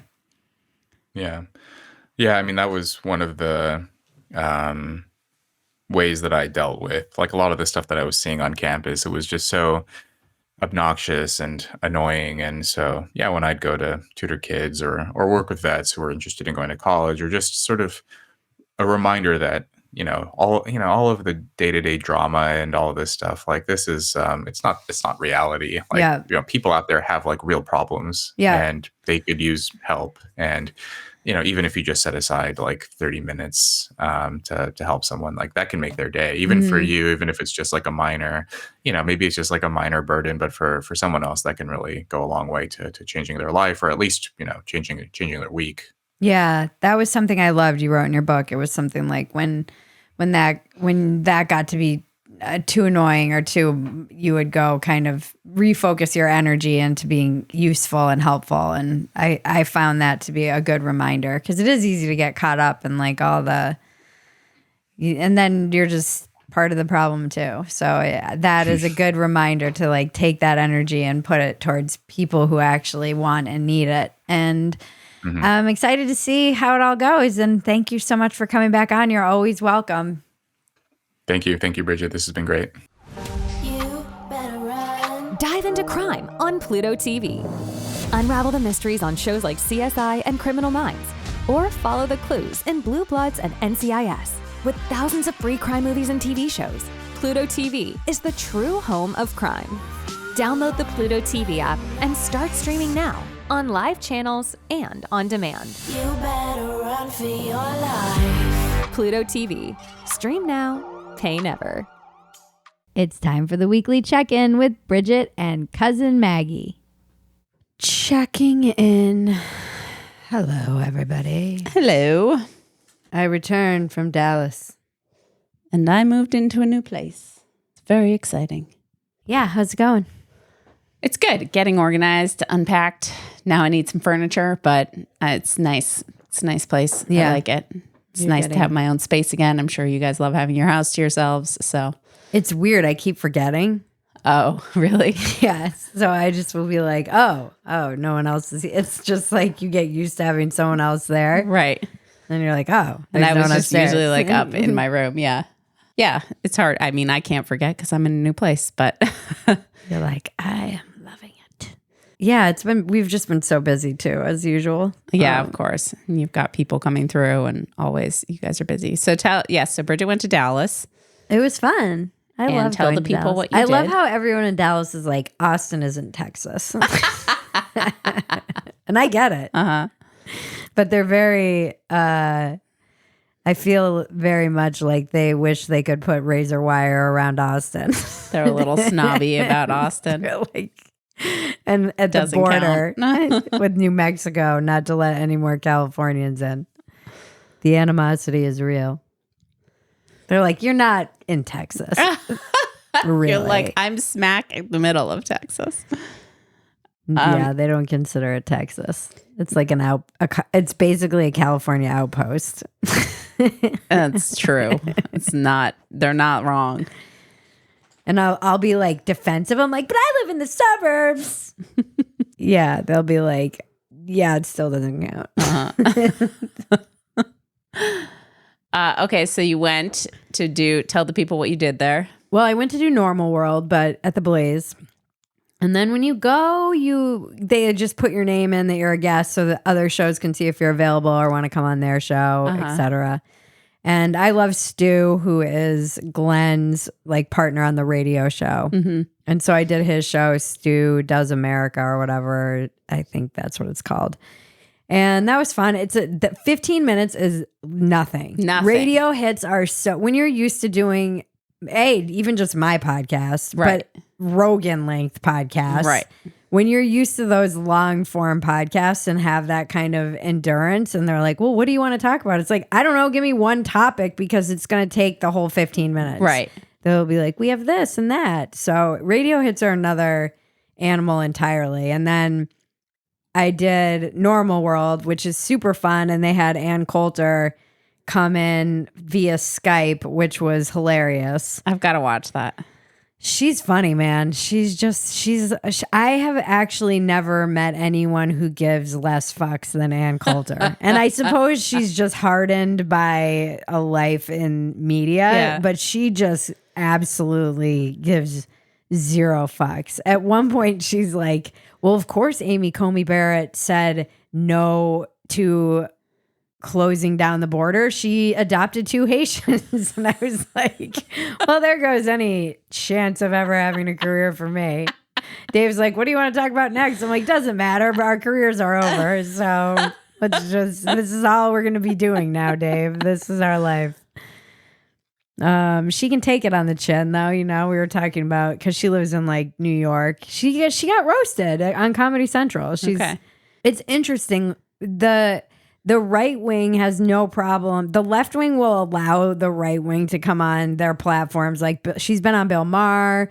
She was roasted by Comedy Central. You can always go in that direction. And it's not like the right wing will punish you for it. They're not going to be like, oh, we hate you. Guilt by association. How dare you associate with these commies?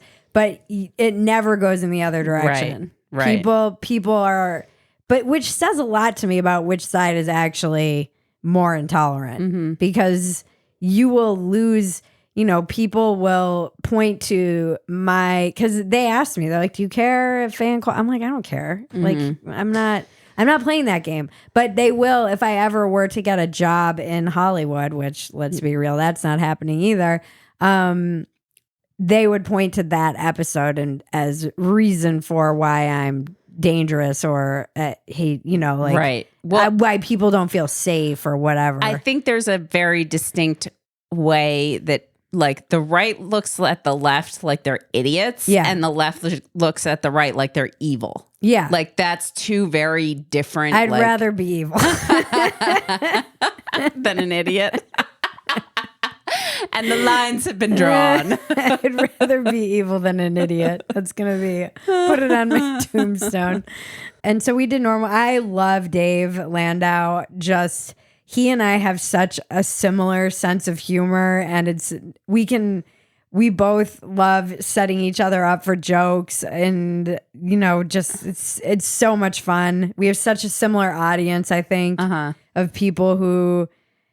Because in the midst of this crazy culture war, there are millions of people who are completely demoralized and nihilistic about this election in particular. Yeah.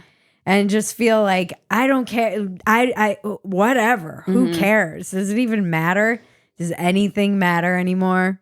Which is going to be the basis of my presidential campaign when I throw my hat in the ring.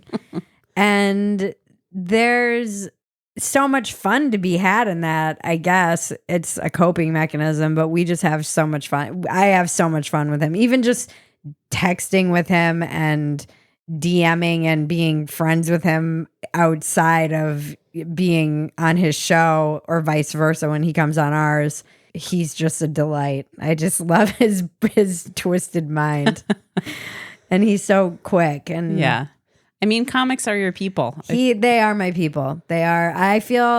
Nothing makes me feel more insecure than, it's weird. I have different insecurities that get triggered by the different, that new girl syndrome is so, Jaron was like, how do you get rid of that? I'm like, I don't know. It's so deep within, and even talking to Rob Henderson. Yeah.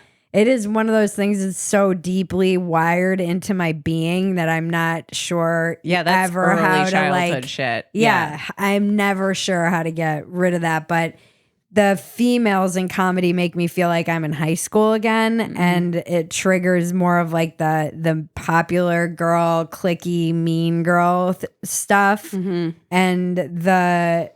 in the other media world, I feel never smart enough. Because I didn't go to college, and it triggers my own internalized elitism about going to a school. So yeah, it's interesting. Both arenas, irritate like a part of me that's insecure. Right. Which I think is good. Yeah. It's good. It's like I think of it as like sand in the oyster. Hopefully I can turn it into a pearl or something. But then I did Glenn Beck show the following morning, and he was gone. I got to see him the day before he left, but then he patched in for his show, and it's always wild being on radio, live radio with Glenn. And he's been doing it a long time, and you can't swear. So you really have to be a little bit mindful because of the FCC. They're like, now remember, Bridget, you got FCC. I was like, can I say slut? I don't know. They're like, yes, you can say slut. I'm like, I don't know what you can say and can't say on radio. It feels like that would be frowned upon. But you can't say artard. And we just have fun. He and I always laugh. But then, yeah, Ann Coulter and Glenn Beck were both trending directly all weekend afterwards. And I was like, oh, shit. But it had nothing to do with me, thank God. It was just because Ann Coulter said, I don't know, maybe Trump could die before the election. I mean, it takes balls to stand up to the entire left wing and MAGA, because MAGA is as crazy. I mean, I really can't imagine what it's like to be that free with your words. She just takes on any cult. She will just say whatever thought comes into her head and not give a damn. No, that's impressive in a way. Not care. And then there are so many moments where I wish I had been able to jump in and make jokes. You know, she kept referencing her book, Adios America, and she's like, which is about the border. Like, well, I didn't think it was about your trip to Barcelona, Anne. Your gap year. Adios America. Oh, God. Like, I get it. We know what it's about. Wow. That's the title. She doesn't think there will be some big, I think she makes a good point. She doesn't think there will be some big, like, end of America. She just thinks we'll drift into being a third world shithole. It's a slow decline, like a slow unraveling. Yeah. She's not wrong, you know? It's really strange. Like, Tucker's interview, it's such a weird time. Tucker's interviewing Putin, and Anne it's just a very strange, I'm not sure how anyone really manages to get or keep their bearings in such a wild media ecosystem, which is why I've just been primarily ignoring it. I mean, I pay attention, but there's nothing I can do about it. I mean, I look back on, in some ways it's not surprising because you are you and you've always done this. You've always just gone out there and made friends with like the most random people and like kind of just always had an interesting number of people in your Rolodex, even just like in your 20s or whatever. But I look back on the last 5 years and I'm like, it has been a strange journey. Like, you're regular book on the Blaze. How can no one want this book? I know. It's so weird. How does the girl go from Playboy to the Blaze? Right. But most of America has gone from Playboy to the Blaze. It's not a weird thing. Yeah. There are many Americans who have shifted or feel, you know, politically isolated or homeless or whatever. I have realized too that and interviewing Naomi, that woman who survived the Hamas attacks, truth is, if you're speaking I'm not all about like your lived experience and my truth, but if you're speaking about something that happened to you, that's all you can. Right. That's all you can do. Yeah. It's your experience. And also, if I'm hearing from tons of people that the right has a woman problem, which is true, and I state that, and then people push back, I'm like, okay, you can not like hearing that. That won't make it not true. Right. It's like when I tell people on the left that a man can't be a woman. Like, you can deny that all you want, but it's still reality. Yeah. Yeah. I was like, is there a way for no one to win this election? Like, can there just be no one winning it? Oh, it's like somehow I feel like no matter who wins, we all lose. Like, it's just not good. Honestly, I feel like maybe the most, if a third party candidate, like if RFK Jr. won, I would be the least surprised by that ever. You know, like in this particular election, people are so unenthused about this rematch. And the weird thing I have about Trump is, aside from him just being not a character that I could get behind or vote for, I'm a little bit with people who are mad at him on the right, who are like, you didn't actually do anything you said you were going to do. Yeah. So you really didn't, like, you're just part of the same president. party. Yeah. Yeah. You're all working for the same people. Yeah. And it's not us. Yeah, I'm not sure what happens because I do think the like white pill, as Michael Malice would say, is realizing none of these people give a shit about you, but I'm not sure where that there is something about ignorance being bliss. Mm-hmm. Where you're like, oh, we can just blissfully roll on through our life and think that these politicians. That's why I'm like, people who get behind these people, like they're their bro. I'm like, you guys this is so sad. Defending a politician. I can't imagine. Yeah. Or a celebrity, even though I will go to bat for Taylor Swift. She's doing so much. She does so much for us all. She works so hard for us all. Yeah, so it was fun. I mean, I had a blast. It was a quick trip. It's nice to know Dallas is just one Joe Rogan experience away. Yeah. Which is how I measure all distances of time. Yeah. I mean, 3 hours, Travel. That's nothing. It's not even 3 hours. Driving. Yeah. It's pretty short. So it was nice. And I like driving. Yeah. It's like, I love a road trip. Gets me to just let my brain do its brain thing.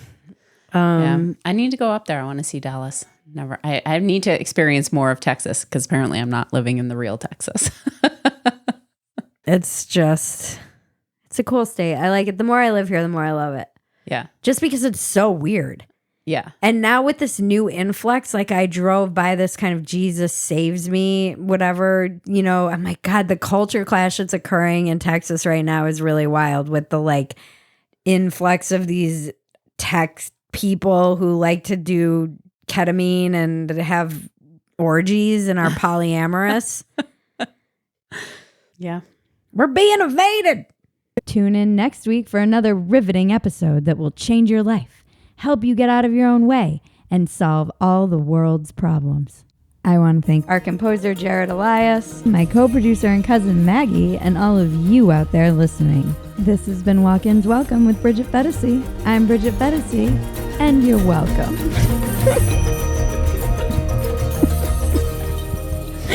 It's the dumbest line.